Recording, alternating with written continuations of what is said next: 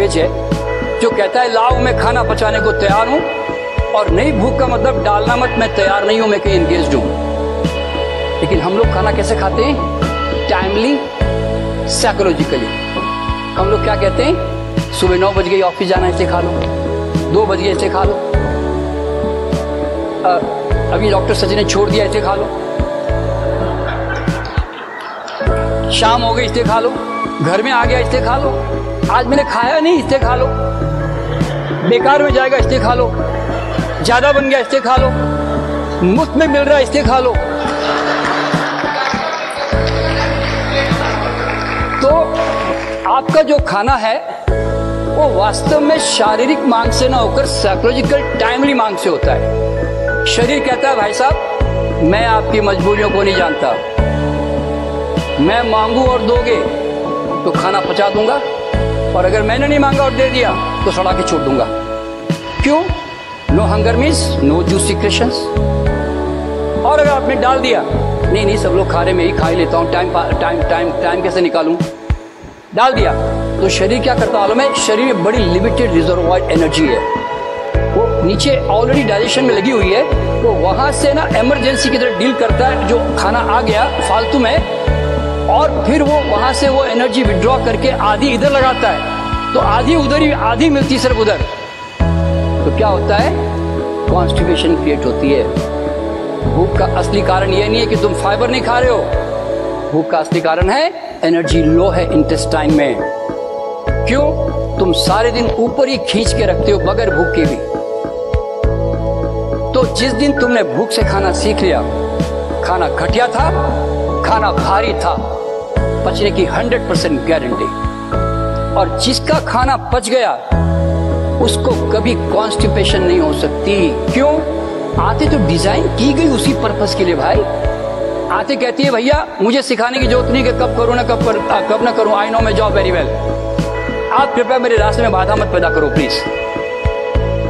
आप जानते हो पेशाब करने को 50-60 सेकंड लगते हैं, स्टूल पास करने को सिर्फ 10 सेकंड। आप चाहो तो फोन होल्ड करके जाके आ सकते हो, किसी को पता भी नहीं चलेगा कि आपने क्या कर दिया। हम लोग सुबह घूमने निकलते हैं पति पत्नी, जब तक मेरी एक पार्टनर जूता निकाल के फीता बांधता है ना, तब तक दूसरा पार्टनर आ जाता बाहर। पता है आपको, इतना फास्ट बता रहा हूं। और इसमें कोई आश्चर्यचकित बात होने की जरूरत भी नहीं है। आपने कभी जानवर को देखा? हाथी, घोड़े, कुत्ते, बिल्ली रास्ते में चलते हैं, अचानक खड़े होते हैं, टक टक टक टक टक टक टक पास करते हैं, निकल पड़ते हैं। कितनी टाइम लगती है? आदमी को पता नहीं क्या प्रॉब्लम हो गई, लाइब्रेरी बना के बैठ गया अंदर। अरे भाई इतनी समस्या नहीं है मोशन में। और कितना हंगामे करता है, कितनी लड़ाई लड़ रहा है, रात को दूध पी रहा है, इसबगोल खा रहा है, कायम चूर्ण खा रहा है, और सुबह उठ के बीड़ी फूंक रहा है, गर्म पानी पी रहा है, कपालभाति कर रहा है। अच्छा हुआ भगवान ने किडनी अंदर कर दी, वरना पता नहीं पेशाब कैसे करता। लड़े जा रहा है शरीर से। तो दोस्तों जीवन फाइट नहीं है, फ्लो है, फ्लो।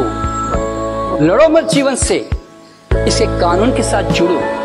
तो विधि विधान से दिवाली की पूजा करने के बाद निर्माल्य को भी सस्टेनेबली मैनेज करने का विधान बनाया जाए। दिवाली के पहले की सफाई की तो हर कोई बात करता है, पर दिवाली के बाद की सफाई का क्या? मैं उस सफाई की बात कर रही हूँ जो दिवाली के बाद हमारे मंदिरों और नदियों का ये हाल करते हैं। Acting with awareness and living in harmony with nature. यहाँ पर भगवत गीता की ये लेसन हमें सिखाते हैं कि अगर पूजा वेस्ट को माइंडफुली डिस्पोज नहीं किया तो they are going to pollute our land and rivers, जो कि हिंसा का एक रूप है। मूर्तियों का भू विसर्जन कर लो और नेक्स्ट ईयर ट्राई करना कि रीयूजेबल मेटल या बायोडिग्रेडेबल मूर्ति घर लाओ। फ्लावर और निर्माल्य इस गमले में ही खाद बन जाएंगे, पेपर और प्लास्टिक रिसाइकिल हो जाएंगे, दिए रीयूज कर लो या क्रश करके प्लांट्स में ऐड कर दो। ये सब इसलिए बताना सही लगा क्योंकि 4 साल से दिवाली के बाद गंगा घाटों का ये हाल देखकर दिल टूट जाता है यार। बाकी तुम खुद समझदार हो।